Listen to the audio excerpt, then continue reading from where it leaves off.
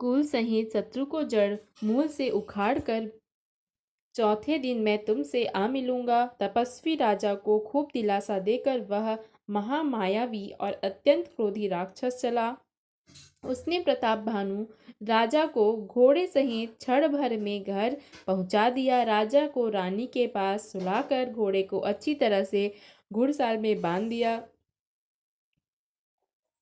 फिर वह राजा के पुरोहित को उठा ले गया और माया से उसकी बुद्धि को भ्रम में डालकर उसे उसने पहाड़ की खोह में लाकर रखा। वह आप पुरोहित का रूप बनाकर उसकी सुंदर सेज पर जा लेटा। राजा सवेरा होने से पहले ही जागा और अपना घर देखकर उसने बड़ा ही आश्चर्य माना। मन में मुनि की महिमा का अनुमान करके वह धीरे से उठा जिससे रानी न जान पाए। फिर उसी घोड़े पर चढ़ा और चढ़कर वन को चला गया। नगर के किसी भी स्त्री पुरुष ने नहीं जाना। दोपहर बीत जाने पर राजा आया। घर घर उत्सव होने लगे और बधावा बजने लगा। जब राजा ने पुरोहित को देखा तब वह अपने उसी कार्य का स्मरण करके उसे आश्चर्य से देखने लगा। राजा को 3 दिन युग के समान बीते। उसकी बुद्धि कपटी मुनि के चरणों में लगी रही। निश्चित समय जानकर पुरोहित आया और राजा के साथ की हुई गुप्त सलाह के अनुसार उसने अपने सब विचार उसे समझाकर कह दिए। संकेत के अनुसार गुरु को उस रूप में पहचान कर राजा प्रसन्न हुआ। भ्रमवश उससे चेतना रहा कि यह तापस मुनि है या कालकेतु राक्षस। उसने तुरंत 1 लाख उत्तम ब्राह्मणों को कुटुंब सहित निमंत्रण दे दिया। पुरोहित ने 6 रस और 4 प्रकार के भोजन जैसा कि वेदों में वर्णन है बनाए। उसने मायामयी रसोई तैयार की और इतने व्यंजन बनाए जिन्हें कोई गिन नहीं सकता। अनेक प्रकार के पशुओं का मांस पकाया और उसमें उस दुष्ट ने ब्राह्मणों का मांस मिला दिया। सब ब्राह्मणों को भोजन के लिए बुलाया और चरण धोकर आदर सहित बैठाया। ज्यों ही राजा परोसने लगा उसी काल अर्थात काल केतुकृत आकाशवाणी हुई। हे ब्राह्मणों, उठ उठ कर अपने अपने घर जाओ। यह अन्न मत खाना, इसके खाने में बड़ी हानि है। रसोई में ब्राह्मणों का मांस बना है। आकाशवाणी का विश्वास मानकर सब ब्राह्मण उठ खड़े हुए। राजा व्याकुल हो गया, परंतु उसकी बुद्धि मोह में भूली हुई थी। होनहार वश उसके मुंह से एक बात भी न निकली। तब ब्राह्मण क्रोध सहित बोल उठे। उन्होंने कुछ भी विचार नहीं किया। अरे मूर्ख राजा, तू जाकर परिवार सहित राक्षस हो। रे नीच क्षत्रिय, तूने तो परिवार सहित ब्राह्मणों को बुलाकर उन्हें नष्ट करना चाहा था। ईश्वर ने हमारे धर्म की रक्षा की, अब तो परिवार सहित नष्ट होगा। 1 वर्ष के भीतर तेरा नाश होगा। तेरे कुल में कोई पानी देने वाला तक न रहेगा। शाप सुनकर राजा भय के मारे व्याकुल हो गया। फिर आकाशवाणी हुई, हे ब्राह्मणों, तुमने विचार कर शाप नहीं दिया। राजा ने कुछ भी अपराध नहीं किया। आकाशवाणी सुनकर ब्राह्मण चकित हो गए। तब राजा वहां गया जहां भोजन बना था। देखा तो वहां न भोजन था न रसोइया, ब्राह्मण ही था। तब राजा मन में अपार चिंता करता हुआ लौटा। उसने ब्राह्मणों को सब वृत्तांत सुनाया। बड़ा ही भयभीत और व्याकुल होकर वह पृथ्वी पर गिर पड़ा। हे राजन, यद्यपि तुम्हारा दोष नहीं है तो भी होनहार नहीं मिटता। ब्राह्मणों का शाप बहुत ही भयानक होता है, यह किसी तरह से भी टाले टल नहीं सकता। ऐसा कहकर सब ब्राह्मण चले गए। नगर वासियों ने जब यह समाचार पाया तो वे चिंता करने और विधाता को दोष देने लगे, जिसने हंस बनाते बनाते कौवा कर दिया। ऐसे पुण्यात्मा राजा को देवता बनाना चाहिए था, सो राक्षस बना दिया। पुरोहित को उसके घर पहुंचकर असुर कालकेतु ने कपटी तपस्वी को खबर दी। उस दुष्ट ने जहां तहां पत्र भेजे, जिससे सब बैरी राजा सेना सजा सजा कर चढ़ दौड़े और उन्होंने डंका बजाकर नगर को घेर लिया। नित्य प्रति अनेक प्रकार से लड़ाई होने लगी। प्रताप भानु के सब योद्धा शूरवीर को करनी करके रण में जूझ मरे। राजा भी भाई सहित खेत रहा। सत्यकेतु के कुल में कोई नहीं बचा। ब्राह्मणों का शाप झूठा कैसे हो सकता था। शत्रु को जीतकर नगर को फिर से बसाकर सब राजा विजय और यश पाकर अपने अपने नगर को चले गए।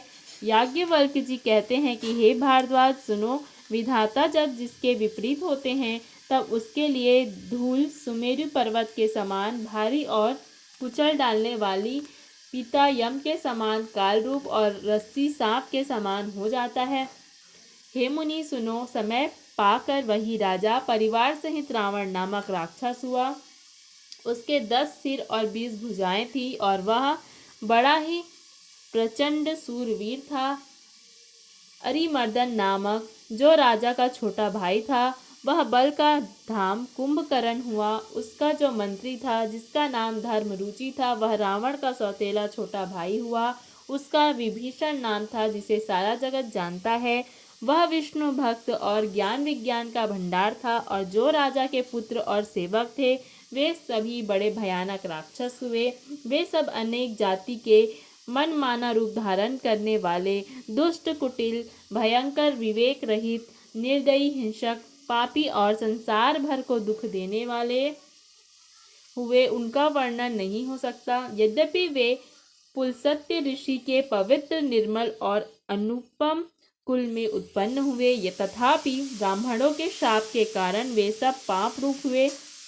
तीनों भाइयों ने अनेक प्रकार की बड़ी ही कठिन तपस्या की जिसका वर्णन नहीं हो सकता। उनका उग्र तप देखकर ब्रह्मा जी उनके पास गए और बोले, हे तात, मैं प्रसन्न हूँ, वर मांगो। रावण ने विनय करके और चरण पकड़कर कहा, हे जगदीश्वर सुनिए, वानर और मनुष्य इन दो जातियों को छोड़कर हम और किसी के मारे न मरे, यह वर दीजिए। शिव जी कहते हैं कि मैंने और ब्रह्मा ने मिलकर उसे वर दिया कि ऐसा ही हो।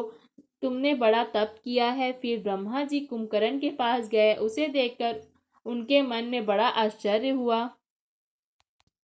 जो यह दुष्ट नित्य आहार करेगा तो सारा संसार ही उजाड़ हो जाएगा। ऐसा विचार कर ब्रह्मा जी ने सरस्वती को प्रेरणा करके उसकी बुद्धि फेर दी, जिससे उसने 6 महीने की नींद मांगी। फिर ब्रह्मा जी विभीषण के पास गए और बोले, हे पुत्र, वर मांगो। उसने भगवान के चरण कमलों में निर्मल, निष्काम और अनन्य प्रेम मांगा। उनको वर देकर ब्रह्मा जी चले गए और वे तीनों भाई हर्षित होकर अपने घर लौट आए। मैं दानव की मंदोदरी नाम की कन्या परम सुंदरी और स्त्रियों में शिरोमणि थी। मैंने उसे लाकर रावण को दिया। उसने जान लिया कि यह राक्षसों का राजा होगा। अच्छी स्त्री पाकर रावण प्रसन्न हुआ और फिर उसने जाकर दोनों भाइयों का विवाह कर दिया। समुद्र के बीच में त्रिकुट नाम का पर्वत पर ब्रह्मा का बनाया हुआ एक बड़ा भारी किला था। महान मायावी और निपुण कारीगर मैं दानव ने उसको फिर से सजा दिया। उसमें मणियों से जड़े हुए सोने के अनगिनत महल थे। जैसी नागकुल में के रहने की पाताल लोक में भोगावती पुरी है और इंद्र के रहने की स्वर्गलोक में अमरावती पुरी है, उनसे भी अधिक सुंदर और बांका वह दुर्ग था। जगत में उसका नाम लंका प्रसिद्ध हुआ। उसे चारों ओर से समुद्र की अत्यंत गहरी खाई घेरे हुए है।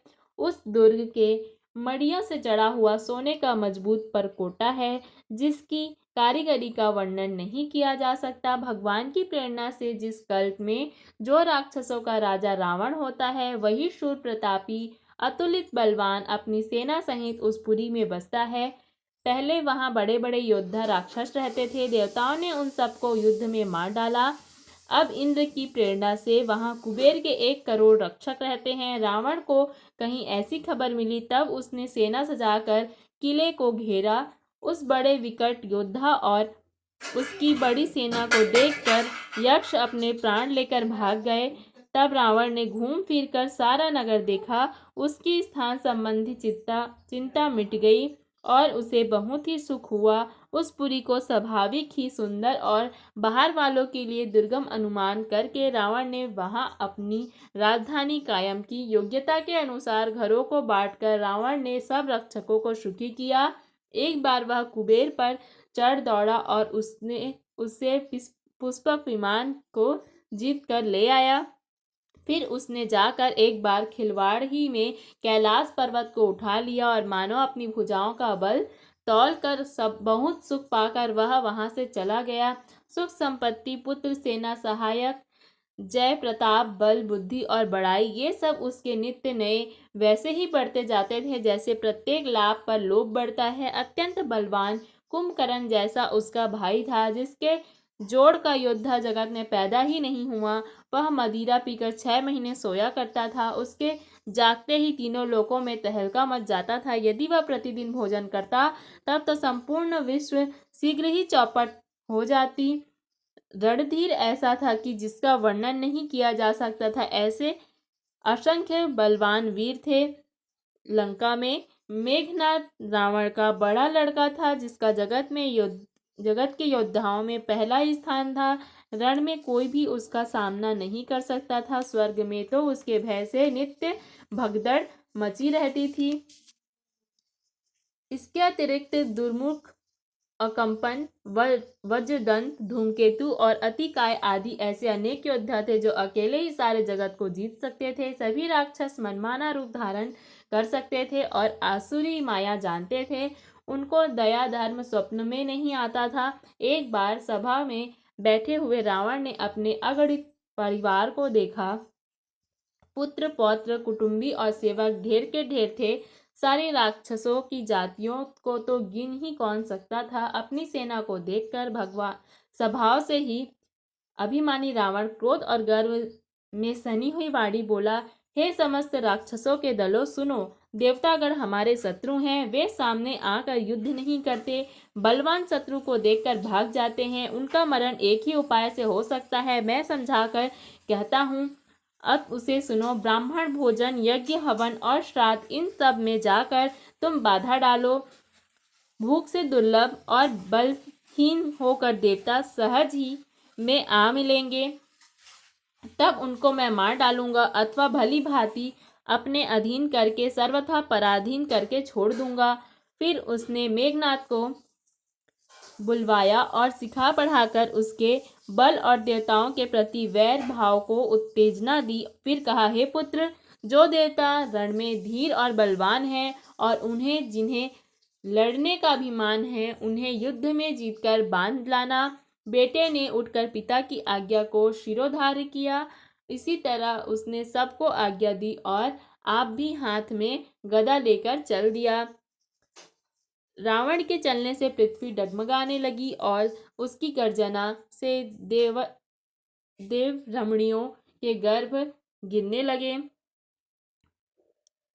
रावण को क्रोध सहित आते हुए सुनकर देवताओं ने सुमेरु पर्वत की गुफाएं तकी। भाग कर सुमेरु की गुफाओं का आश्रय लिया। दिक्पालों के सारे सुंदर लोकों को रावण ने सुना पाया। वह बार बार भारी सिंह गर्जना करके देवताओं को ललकार ललकार कर गालियां देता था। रण में के मध्य में मतवाला होकर वह अपनी जोड़ी का योद्धा खोजता हुआ जगत भर में दौड़ता फिरा, परंतु उसे ऐसा योद्धा कहीं नहीं मिला। सूर्य, चंद्रमा, वायु, वरुण, कुबेर, अग्नि, काल और यम आदि सब अधिकारी, किन्नर, सिद्ध, मनुष्य, देवता और नाग, सभी के पीछे वह हठ पूर्वक पड़ गया। किसी को भी उसने शांतिपूर्वक नहीं बैठने दिया। ब्रह्मा जी की सृष्टि में जहाँ तक शरीरधारी स्त्री पुरुष थे, सभी रावण के अधीन हो गए। डर के मारे सभी उसकी आज्ञा का पालन करते थे और नित्य आकर नम्रतापूर्वक उसके चरणों में सिर झुकाते थे। उसने भुजाओं के बल से सारे विश्व को वश में कर लिया, किसी को स्वतंत्र नहीं रहने दिया। इस प्रकार मंडलिक राजाओं का शिरोमणि सार्वभौम सम्राट रावण अपने इच्छानुसार राज्य करने लगा। देवता, यक्ष, गंधर्व, मनुष्य, किन्नर और नागों की कन्याओं तथा बहुत सी अन्य सुंदरी और उत्तम स्त्रियों को उसने अपनी भुजाओं के बल से जीत कर ब्याह लिया। मेघनाद से उसने जो कुछ कहा उसे उसने मेघनाद ने मानो पहले से ही कर रखा था, अर्थात रावण के कहने भर की देर थी। उसने आज्ञा पालन में तनिक भी देरी नहीं की। जिनको रावण मेघनाद से पहले ही आज्ञा दे रखी थी, उन्होंने जो करतूतें की उन्हें सुनो। सब राक्षसों के समूह देखने में बड़े भयानक, पापी और देवताओं को दुख देने वाले थे। वे असुरों के समूह उपद्रव करते थे और माया से अनेक प्रकार के रूप धरते थे। जिस प्रकार धर्म की जड़ कटे वे वहीं सब वे विरुद्ध काम करते थे। जिस जिस स्थान में वे गौ और ब्राह्मणों को पाते थे उसी नगर, गांव और पूर्वे में आग लगा देते थे। उनके डर से कहीं भी शुभ आचरण, ब्राह्मण भोजन, यज्ञ श्राद्ध आदि नहीं होते थे। देवता, ब्राह्मण और गुरु को कोई नहीं मानता था। ना हरि भक्ति थी, ना यज्ञ तप और ना ज्ञान था। वेद और पुराण तो स्वप्न में भी सुनने को नहीं मिलते थे। जब योग, वैराग्य, तप तथा यज्ञ में देवताओं के भाग पाने की बात रावण कहीं कानों में सुन पाता तो उसी समय स्वयं उठ बैठता, कुछ भी रहने नहीं पाता। वह सबको पकड़कर विध्वंस कर डालता था। संसार में ऐसा भ्रष्ट आचरण फैल गया कि धर्म तो कानों कानों में सुनने से नहीं आता था। जो कोई वेद और पुराण कहता उसको बहुत तरह से त्रास देता और देश से निकाल देता था। राक्षस लोग जो घोर अत्याचार करते थे उसका वर्णन नहीं किया जा सकता। हिंसा पर तो जिनकी प्रीति है उनके पापों का क्या ठिकाना। पराये धन और पराई स्त्री पर मन चलाने वाले दुष्ट, चोर और जुआरी बहुत बढ़ गए। लोग माता पिता और देवताओं को नहीं मानते थे और साधुओं से सेवा करवाते थे। श्री शिव जी कहते हैं कि हे भवानी, जिनके ऐसे आचरण है उन सब प्राणियों को राक्षस ही समझना। इस प्रकार धर्म के गति लोगों की अतिशय ग्लानि, अरुचि, अनास्था देखकर पृथ्वी अत्यंत भयभीत एवं व्याकुल हो गई। वह सोचने लगे कि पर्वतों, नदियों और समुद्रों का बोझ मुझे इतना भारी नहीं जान पड़ता जितना भारी मुझे एक परद्रोही अर्थात दूसरों का अनिष्ट करने वाला लगता है। पृथ्वी सारे धर्मों को विपरीत देख रही है, पर रावण से भयभीत हुई वह कुछ बोल नहीं सकती। अंत में हृदय में सोच विचार कर गाय का रूप धारण कर धरती वहां गई जहां सब देवता और मुनि छुपे थे। पृथ्वी ने रो रो कर उनको अपना दुख सुनाया, पर किसी से कुछ काम न बना। तब देवता, मुनि और गंधर्व सब मिलकर ब्रह्मा जी के लोक सत्यलोक को गए। भय और शोक से अत्यंत व्याकुल बेचारी पृथ्वी भी गाय का शरीर धारण किए हुए उनके साथ थी। ब्रह्मा जी सब जान गए। उन्होंने मन में अनुमान किया कि इससे मेरा कुछ भी वश नहीं चलने वाला। तब उन्होंने पृथ्वी से कहा कि जिसकी तू दासी है वही अविनाशी हमारा और तुम्हारा दोनों का सहायक है। ब्रह्मा जी ने कहा, हे धरती, मन में धीरज धारण करके श्री हरि के चरणों का स्मरण करो। प्रभु अपने दासों की पीड़ा को जानते हैं, वे तुम्हारी कठिन विपत्ति का नाश करेंगे। सब देवता बैठकर विचार करने लगे कि प्रभु को कहाँ पाएं ताकि उनके सामने पुकार करे। कोई बैकुंठपुरी जाने को कहता था, कोई कहता था कि वही प्रभु क्षीर सागर में निवास करते हैं। जिसके हृदय में जैसी भक्ति और प्रीति होती है प्रभु वहाँ सदा उसी रीति से प्रकट होते हैं। हे पार्वती, उस समाज में मैं भी था। अवसर पाकर मैंने एक बात कही, मैं तो यह जानता हूँ कि भगवान सब जगह समान रूप से व्यापक हैं। प्रेम से वे प्रकट हो जाते हैं। देश काल दिशा विदिशा में बताओ ऐसी जगह कहाँ है जहाँ प्रभु न हो। वे चराचर में अर्थात चराचर में व्याप्त होते हुए भी सबसे रहित है और विरक्त हैं, अर्थात उनकी कहीं आसक्ति नहीं है। वे प्रेम से प्रकट होते हैं जैसे अग्नि। मेरी बात सबको प्रिय लगी। ब्रह्मा जी ने साधु साधु कहकर बड़ाई की। मेरी बात सुनकर ब्रह्मा जी के मन में बड़ा हर्ष हुआ। उनका तन पुलकित हो गया और आंखों से प्रेम के आंसू बहने लगे। तब वे धीर बुद्धि ब्रह्मा जी सावधान होकर हाथ जोड़कर स्तुति करने लगे। हे देवताओं के स्वामी, सेवकों को सुख देने वाले, शरणागत की रक्षा करने वाले भगवान, आपकी जय हो, जय हो। हे गो ब्राह्मणों का हित करने वाले, असुरों का नाश करने वाले, समुद्र की कन्या के प्रिय स्वामी, आपकी जय हो। हे देवता और पृथ्वी के पालन करने वाले, आपकी लीला अद्भुत है, उसका भेद कोई नहीं जानता। ऐसे जो स्वभाव से ही कृपालु और दीन दयालु हैं वे ही हम पर कृपा करें। जय जय अविनाशी सब घटवासी, व्यापक परमानंदा, अभिगत गोतित चरित पुनीतम माया रहित मुकुंद। जेहि लागी बिरागी अति अनुरागी विगत मोह। मुनि वृंदा निशिबासर ध्यावा हिम गुण गण गवाही जयति सच्चानंदा। अर्थात हे अविनाशी, सबके हृदय में निवास करने वाले, सर्वव्यापक परम आनंद स्वरूप, अज्ञेय, इंद्रियों से परे, पवित्र चरित्र, माया से रहित मुकुंद अर्थात मोक्षदाता, आपकी जय हो, जय हो। इस लोक और परलोक के सब भोगों से विरक्त तथा मोह से सर्वथा छूटे हुए ज्ञानी मुनि वृंद भी अत्यंत अनुरागी प्रेमी बनकर जिनका रात दिन ध्यान करते हैं और जिनके गुणों के समूह का गान करते हैं, उन सच्चिदानंद की जय हो। जे ही सृष्टि उपाय त्रिविध, बनाई संग सहाय न दूजा। सो करऊ अघारी चिंत, हमारी जाने अभक्ति न पूजा। जो भव जय भंजन मुनि मन, रंजन गंजन विपत्ति बरुथा। मन बच क्रम बानी झाड़ी, सयानी सरल सकल सुरजू था।